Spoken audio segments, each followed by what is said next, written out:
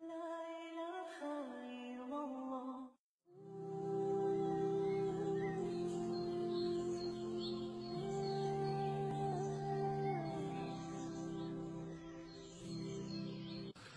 رسول اللہ صلی اللہ علیہ وسلم نے فرمایا من قام بعشر آیات لم یکتب من الغافلین، جو رات کی تاریکی میں 10 آیتیں، صرف 10 آیتیں اللہ کے سامنے کھڑا ہو کے پڑھ لے۔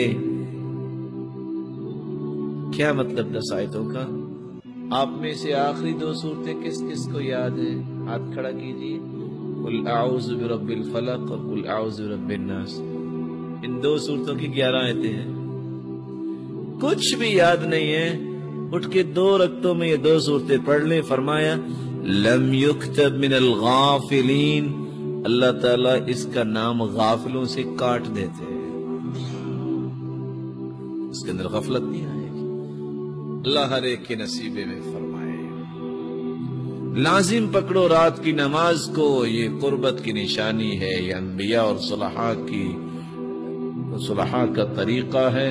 اس سے گناہ معاف ہوتے ہیں، بلکہ انسان گناہوں سے بچ جاتا ہے اور جسم کی بیماریاں اللہ ختم کر دیتے ہیں۔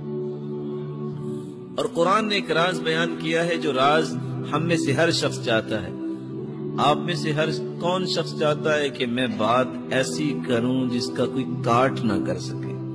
خواہش تو ہوتی ہے نا، میرا آفس ایسا ہو اس سے بڑا کسی کا آفس نہ ہو، خواہش تو ہوتی ہے۔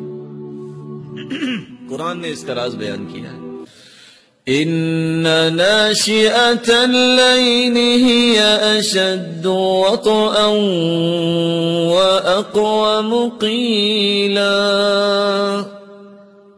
إن ناشئة الليل، رات کو اٹھ کے نماز پڑھنا، جتنے بہادر لوگ اور بطل لوگ وہ ہوتے ہیں تہجد گزار، کوئی نہیں ہوتا۔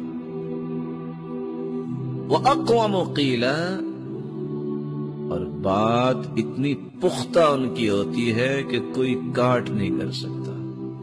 اور کہنے والوں نے سچ کہا، اگر تہجد پڑھنے والا صالح انسان اس کے خلاف سوچ کے بھی جاؤ نا کہ آج میں نے بس کہنا ہے اور کہہ دینا ہے، وہاں جا کے زبان کھلتی نہیں ہے، ہمت نہیں باندھتا ہے انسان، کیونکہ اللہ کی رحمت ہوتی ہے اس پہ، اور اللہ تعالیٰ نے اسے روحانی قوت دی، ایمانی قوت دی ہے۔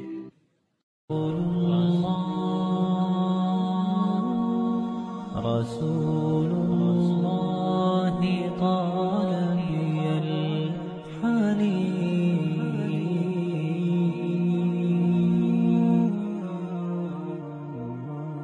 وأرق موجتي شوق